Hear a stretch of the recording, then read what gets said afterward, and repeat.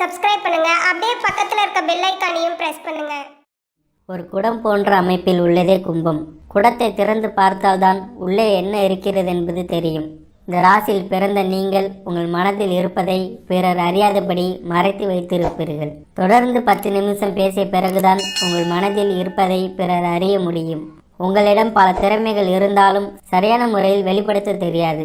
சரியான தூண்டுதல் இருந்தால் மட்டுமே உங்கள் திறமைகளை வெளிப்படுத்த முடியும். உங்களுடைய பிள்ளைகளால் உங்களது அந்தஸ்து உயரும். 5ஆம் இடத்துக்கு உரிய புதனே உங்களின் 8ஆம் இடமான கன்னிக்கும் அதிபதி என்பதால் உங்களுக்கும் உங்கள் பிள்ளைகளுக்கும் நீண்ட ஆயுள் உண்டு. ஜீவனஸ்தானமாகிய 10ஆம் இடத்துக்கு விருச்சகம். ஜோதிடம், மாந்திரிகம் போன்றவற்றில் ஈடுபாடு காட்டுவீர்கள். கெமிக்கல், மருந்து பொருட்கள் தயாரிப்பு போன்ற துறைகளில் பணிபுரிவீர்கள். 11ஆம் இடம் லாபஸ்தானமாகும். கோதண்ட குரு எனும் தனுசு குரு அந்த இடத்தின் அதிபதி என்பதால் அரசாங்கம் தொடர்பான தொழில்கள் ஒப்பந்ததாரராக இருந்து தொழில் செய்வீர்கள். எதிர்பாராத வகையில் மொத்தமாக பணம் வரும். அரசியல்வாதிகள் மற்றும் அரசாங்கத்தோடு தொடர்பு உடையவர்களால் அதிக லாபம் பெறுவீர்கள்.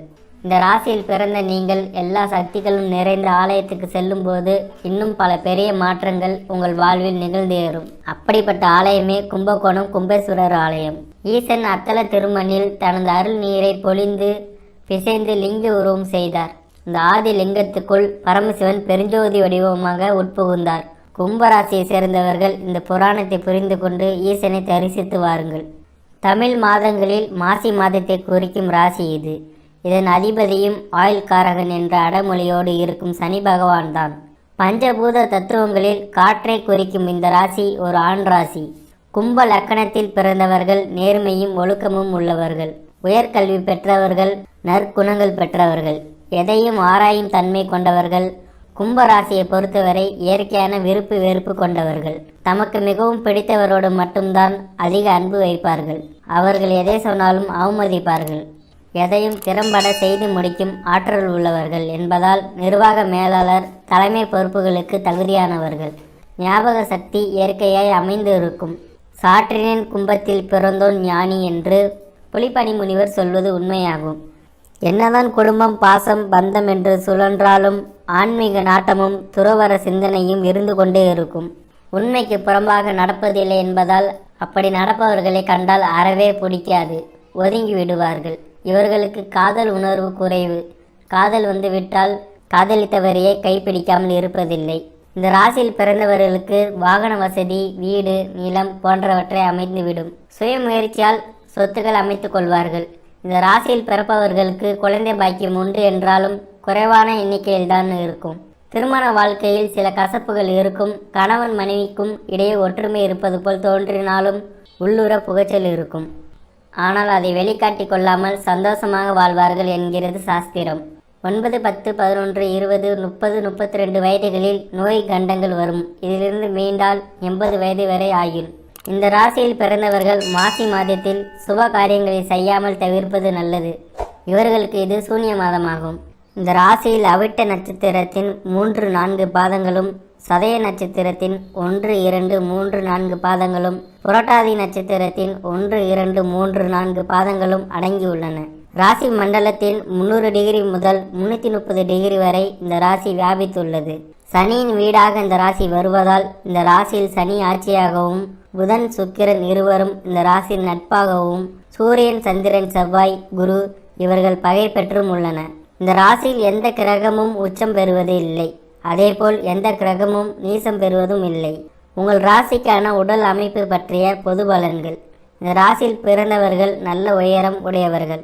முகம் அழகாகவும், காதுகள் நீண்டும் நல்ல லட்சணமாக இருப்பார்கள். முடி சுருண்டு அழகாக இருக்கும். நல்ல வளர்ச்சி பெற்ற உடல் அமைப்பை பெற்றவர்கள். பல்வரிசை ஒழுங்கற்று சற்று சுமாராக தான் இருக்கும். வலுவான திரேகம் உடையவர்கள். இவர்களது சதா சிரித்து கொண்டே இருப்பார்கள். குனிந்து பேசும் இயல்புடைய இவர்கள் சற்று தலையை சாய்த்து பேசும் அமைப்பு உடையவர்கள். உங்கள் ராசிக்கான குணநலங்கள் பற்றிய பொது பலன்கள். வான் மண்டலத்தில் 11வது ராசியாக இந்த ராசி வருவதால் எப்பொழுதும் பரந்த மனப்பான்மையும் சிந்தனையும் உடையவர்கள். அதேபோல் இந்த ராசியில் உள்ளவர்கள் எப்பொழுதும் மகிழ்ச்சியாகவும் சந்தோஷமாகவும் இருக்க விரும்புவர். எல்லோரிடமும் எளிதில் பழகும் சுபாவம் உடையவர்கள். இவர்களுக்கு வாழ்க்கையில் நிறைய நண்பர்கள் இருப்பார்கள். இவர்களுக்கு உதவ அநேகர் காத்திருப்பார்கள். எப்பொழுதும் வெளிப்படையாக பேசி பழகும் இயல்பு உடையவர்கள். இடத்திற்கு தக்கபடி தங்கள் குணநலன்களை மாற்றி வாழ்க்கையை நடத்துவர். எப்பொழுதும் ஏதாவது ஒன்றை முயற்சி செய்து கொண்டே இருப்பார்கள். எப்பொழுதும் முயற்சி முயற்சி என்பதில் கண்ணும் கருத்துமாய் இருப்பார்கள். மற்றவர்கள் குற்றம் குறைகளையும் வெகு எளிதில் கண்டுகொள்வார்கள். எப்பொழுதும் சுறுசுறுப்பாகவும் துருதுருவென்றும் இருப்பர். மற்றவர்களை கேலி செய்வதில் ஆர்வம் உடையவர்கள். அதே சமயம் சனியின் ஆதிக்கத்தில் பிறந்தவர்கள் இவர்கள். எந்த ஒரு காரியத்தையும் தாமதமாக தொடங்கி தாமதமாகவே முடிப்பார்கள். எந்த காரியத்தையும் தொடங்க நிறைய யோசிப்பார்கள். உடனடியாக எந்த ஒரு முடிவையும் வாழ்க்கையில் எடுக்காமல் தள்ளி போட்டே கொண்டு இருப்பார்கள். புதிய சிந்தனை உடையவர்கள். எந்த ஒரு காரியத்தையும் புதிய சிந்தனையுடன் மாறி வரும் தொழில்நுட்பத்திற்கு ஏற்ப செயல்படும் ஆற்றல் உடையவர்கள். எப்பொழுதும் தனக்கென ஒரு பாதையை வகுத்து அதன் வழி நடப்பதில் எப்பொழுதும் ஆர்வம் உடையவர்கள். தனக்கு சரி என பட்டதையும் செய்வதிலும் மிகுந்த ஆர்வம் உடையவர்கள்.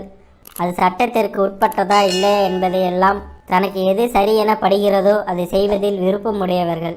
எப்பொழுதும் சிந்தித்து கொண்டே இருக்கும் இவர்கள் நல்ல ஞாபக சக்தியும் கற்பனை கலந்த விஷயமாக பேசுவதில் ஆர்வம் உடையவர்கள்.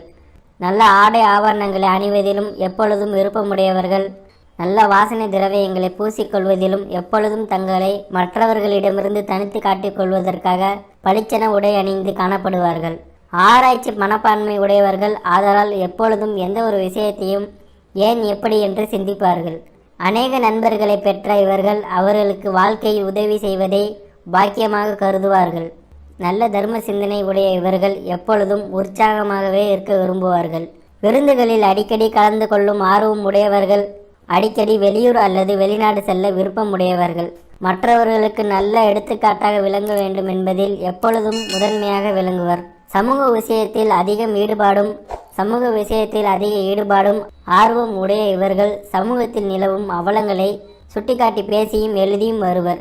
சங்கங்களில் சேர்ந்து பொது சேவை செய்வதில் மற்றவர்களின் பிரச்சனைகளை தங்கள் பிரச்சனை போல் எடுத்து அதை வெற்றிகரமாக செய்து முடிப்பதில் கெட்டிக்காரர்கள்.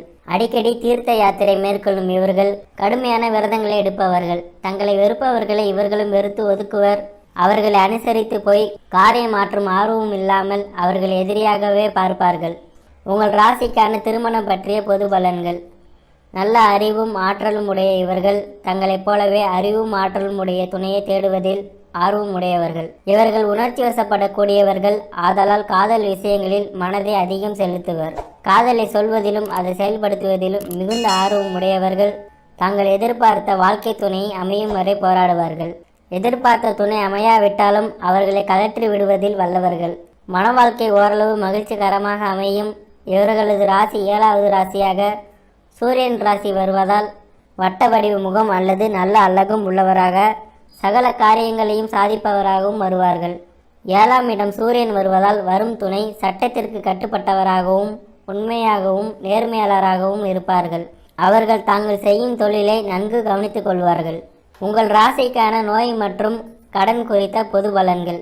கும்ப ராசிக்கு 6வது ராசியாக சந்திரன் ராசி வருவதால் உடலில் நீர் சம்பந்தமான நோய்கள், குறிப்பாக மார்பில் சளி தொல்லையால் அவதியுறுவர். அலர்ஜி, ஆஸ்துமா, டிபி போன்ற நோய்கள் ஏற்பட வாய்ப்புகள் அதிகம். காரணம் இந்த ராசியில் சனியால் ஆளப்படுவதாகும். சனி என்றால் குளிர்ச்சி என்று பெயர். மேலும் 6ஆம் இடம் என்பது நோய், கடன் இவைகளை குறிக்கும். இந்த ராசிக்கு 6வது ராசி சந்திரன் ஆவார்.